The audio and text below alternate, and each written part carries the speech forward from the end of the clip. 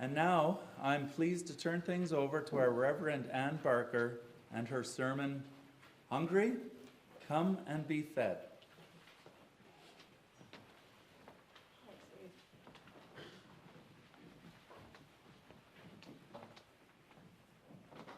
Before the day is done, you are going to own that song.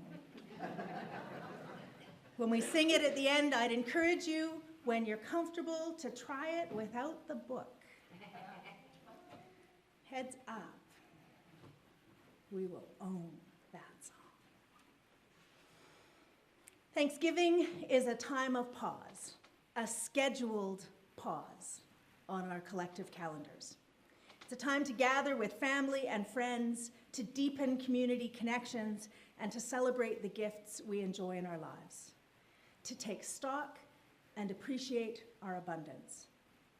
It's the perfect time of year to do this, when the weather has turned but's often still quite lovely. Plenty of memories are made over family soccer games or jumping in leaf piles on Thanksgiving weekend. For sure, it can be full of snow, but here, for the Canadian celebration, the holiday most often precedes that deepest cold, and people can still comfortably work in the yard, still hang Christmas lights before the north wind takes its brutal turn, still drive a distance with relatively little hassle. My wife Lori drove out to Saskatchewan early Friday and called home with tales of migrating flocks filling the crunchy fields and a brilliant sunrise glowing on that eastern landscape, that golden landscape. It's a bit more miserable today, but nothing too terrible. One particular bonus of this tradition is that it's not a commercial holiday. Sure, there's a lot of culinary enticement, and you could blow a whole month's grocery budget in a week if you're not keeping track. But it's not a holiday like Christmas, where the focus can sometimes be on exchanging gifts, not like Valentine's, where the practice has become about fancy chocolates and restaurant meals, not like birthdays or Halloween or even Easter now, where the season has its own fantastic product line of decor and consumer must-haves. This one is a stay-at-home, feed the family, gifts of presents rather than presents occasion. It may even be the last holdout. The traditions of Thanksgiving call us back to a slower time, a homemade time, with loved ones gathered and food at the center. In my childhood home, it was one of those few events that meant the kitchen work would be shared. Typically, my mother did the cooking and most of the cleaning. We kids did dishes. My father liked to cook and would make a heroic meal on lazy weekends. But rarely would they cook together, except when they were making pickles and canning, or when it was a great big family meal. My mother was in charge, but my father had his specialties. He made a seafood cocktail appetizer, each year a little more complicated than the last. He peeled the 20 pounds of russet potatoes, and he always carved the bird.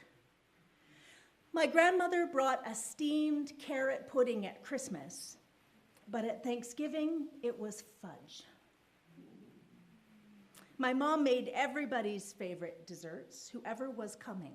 She made sure your dessert was there. Sweet potato, pumpkin, apple pies. Those are separate, not all together. That's something I would do. Let's just smush them together. The first two served with whipped cream and the last one with aged cheddar.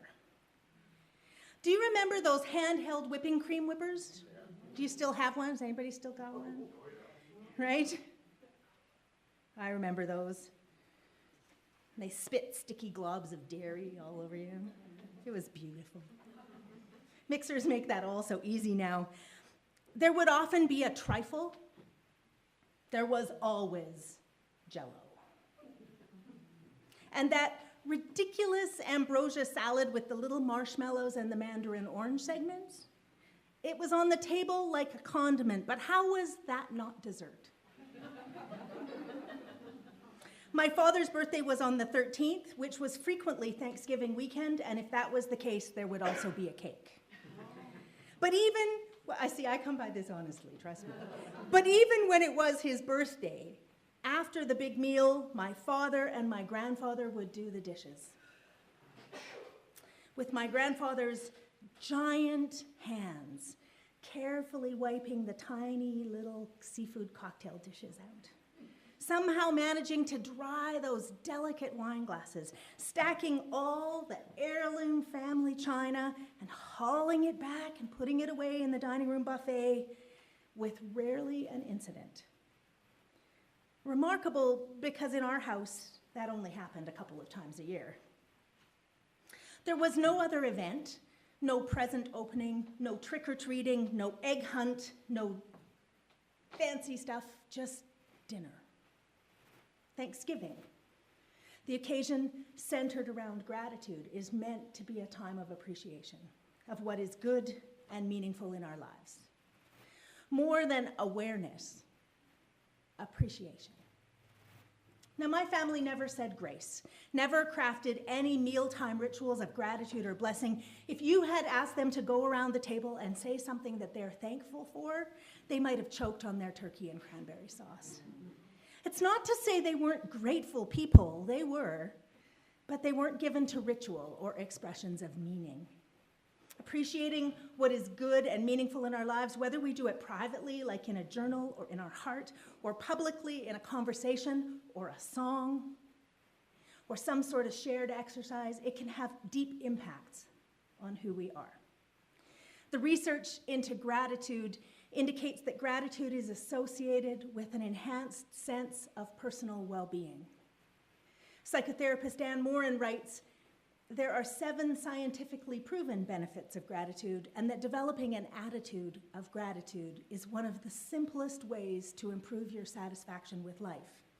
Here, briefly, are the 7 benefits. Gratitude opens the door to more relationships. A 2014 study found that thanking a new acquaintance makes them more likely to seek an ongoing relationship. So whether you thank a stranger for holding the door for you, or you send a quick thank you note to that coworker who helped you with a project, acknowledging other people's contributions can lead to new opportunities. Number 2, gratitude improves your physical health. Grateful people experience fewer aches and pains, and they report feeling healthier than other people. Not surprisingly, as a result, or maybe as a side back and forth, grateful people are also more likely to take care of their health, so it works in a loop. Gratitude improves psychological health. Robert Emmons, a leading gratitude researcher, has conducted multiple studies on the link between gratitude and well-being. His research confirms that gratitude effectively increases happiness and can reduce depression. Gratitude enhances empathy and compassion and reduces aggression. Grateful people sleep better. That's good enough right there. Gratitude improves self-esteem. And gratitude increases mental strength. For years, research has shown that gratitude not only reduces stress, but it may also play a major role in overcoming trauma. A 2006 study showed that Vietnam War veterans with higher levels of gratitude experienced lower rates of post-traumatic stress disorder. And a 2003 study found that gratitude was a major contributor to resilience following the terrorist attacks on September 11th. Recognizing all you have to be thankful for, even in the worst times of your life, fosters resilience. So the event that is Thanksgiving is meant to be a deep expression of gratitude for the harvest, the bounty of the earth just collected. I bet some of you have just brought in root crops to store and put up the bounty of your garden fare to enjoy through the dark season. We have a great crop of giant carrots, some of them doing their very best impression of ginseng, or mandrakes with their gnarly, multi-limbed mutant selves. They're so hard to clean when they do that. The dog loves them. The further we get away from producing our own food, the harder it is to be grateful. Aside from the first corn or the arrival of pomegranates, there aren't a lot of seasonal fruits and vegetables in the stores anymore. Of course, everything still has a season. We're just less attuned to it. Now you can get a watermelon pretty much year-round, or something that looks like a new potato, or mandarin oranges. The grocery store experience is more chore and less harvest, and we lose sight of the rhythms of the earth and the message of the seasons. Thanksgiving calls us back to the seasonal pause once again. It reminds us that even if we didn't plant or weed or harvest a garden, there is still a season. Reminds us that the leaves are falling, the ground is freezing, the ice is coming, and it's time to dig out the woolies. Put the warm sheets on. Prepare. Nature, in this remarkable climate that we are blessed with here, gives us a lot of cues and reminders to pause. Seasons, Sabbats, moons, hairs that turn from brown to white, leaves that fall, ponds that freeze, all of them reminders to pause and to take stock. Even the calendar, with that monthly turning of the page, marks the changes in the year, invites you to pause and reflect and pay attention to what matters. At times like this, Thanksgiving, it can be easy to overlook a lot. We might hurry through the grocery shopping, hurry to clean the house, hurry to get the food on the table, and miss the pause. That often happened for my mother. She would work for days preparing food, and it would all be over in 20 minutes. And she would be exhausted. Grateful that all the kids came home, she loved it when the house was full, but exhausted nonetheless. It's not a perfect holiday. And it can be fraught with complications. Not everyone has a happy family or close friends to gather with.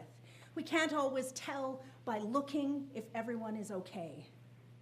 Sometimes we come together without actually coming together. We're just in the same place at the same time, but not connected. Sometimes we don't come together at all, and then the holiday can bite like wind, a reminder of what used to be, or what was bad, or what never was at all. It might be as complicated as grief over a missing loved one, or as simple as exhaustion from too much work and life and not enough time to recharge. There might be a financial burden, a health burden, a relationship burden. If we're able to pause safely together, if only for a moment, there is some relief, some peace. If we're able to be safely together, if only for a moment, this is the gift. All of us hunger for something. Love, acceptance, to be known. Perhaps it's for safety, for security, for food itself. Our hungers change and cycle. Some are predictable and some are unique. These are the universals of human nature and human experience. These are the experiences that no matter how personal it feels to us at the time, these are the things that unite us as a community and as a people and as a species. The fact that we will all experience challenges, all crave connection, all require others for our story to be whole. For every individual is part of the greater whole. A marshmallow or a mandarin segment in that ambrosia salad of life. Do you remember how, in that funny salad, even though all the ingredients were distinct and identifiable, they all seemed to also melt together? Because they were part of something that combined in a unique way. A marshmallow in the ambrosia salad is not the same thing as a solo marshmallow on a stick. And don't we all have a love-hate relationship with those family traditions, those funny foods and things? They were either the best thing in the world or the worst, but you never forget them. The hours that it seemed to take to pluck a turkey, that special thing your grandma made, the fudge-shaped hole that was left when she died. I can make her fudge, but I can't make her fudge. I can make her shortbread, and the smell of it still makes me happy and sad every time.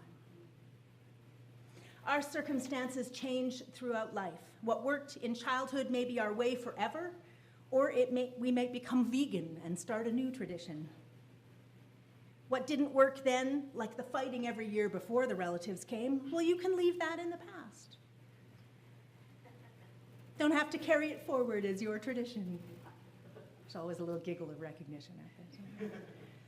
And the lonely holidays when no one was there, or no one remembered, or no one seemed to care, those come and go as well, like tides. One of my big lessons this past year has been how grief changes. I had a consistent, reliable experience of myself, a way that I experience grief, a pattern I could recognize that held true my whole life.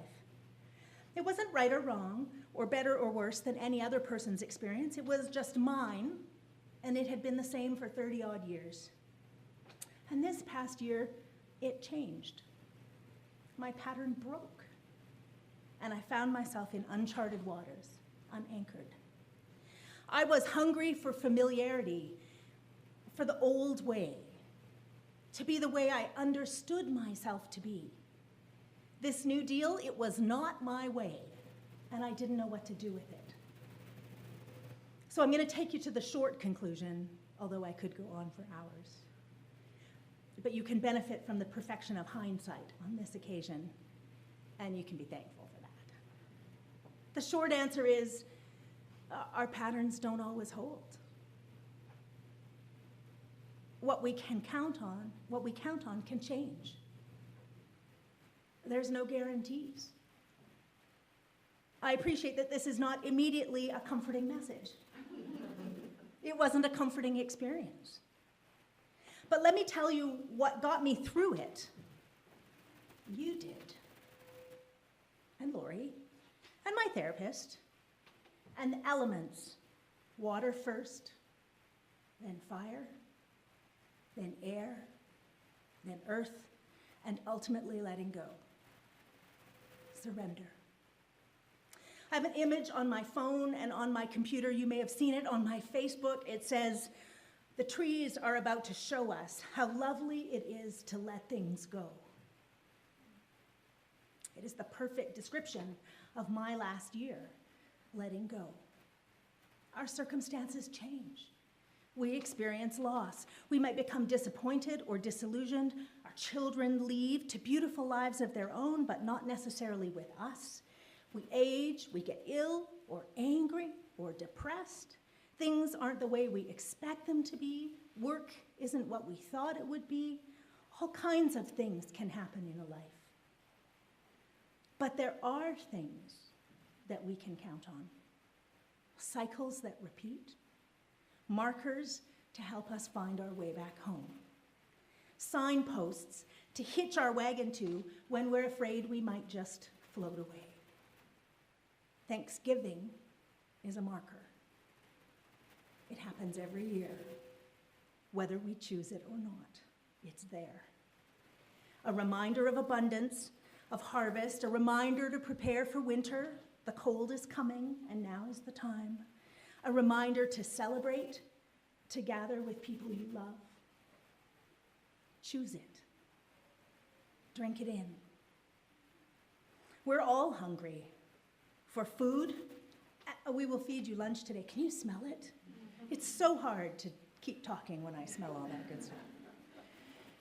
For comfort, it is warm and safe and dry in here. For acceptance, you are welcome in this place. For rest, just relax into that chair. Just settle in, no rush. Whatever it is, it can wait. You can count on this every week. Because, beloveds, this is a place of pause and thanksgiving. Not just today, but every Sunday. And other days as well, but on Sundays we do it best. That's what got me through my uncertainty, my discomfort, because on days when I didn't feel quite like myself, there was still a gathering here. People come, make coffee, honor life and love here. This is an anchor. This is a marker for gratitude. We all know that we can arrive at Thanksgiving and not necessarily feel grateful. We might be hurt or angry or frustrated or tired or just not feeling like sitting around and being grateful. Give in. Feel that. Whatever it is that's in your way, feel that. And then find the gratitude beneath it, because it's there. This weekly is a place of thanksgiving, honoring and appreciating what we hold to be precious and true, gathered in the company of other tender souls. And as cranky or frustrated or heartsick as I might ever feel, if I allow myself to feel that, and then look around this room, it is impossible to not notice that the room is filled with love. Gratitude is a pause, but only if we take it. It restores us and sets us on a path to well-being. And that's not just feely nonsense. The science backs it up. Sunday, as well, is a pause, but only if we take it. Only if we take it in. Whether our hunger is literal or metaphorical, this is a place where people come to be fed. There is nothing more reassuring than a faithful presence. You have created a faithful presence here with this place. Like how the seasons always turn round right. May it always be so. Blessed be and amen.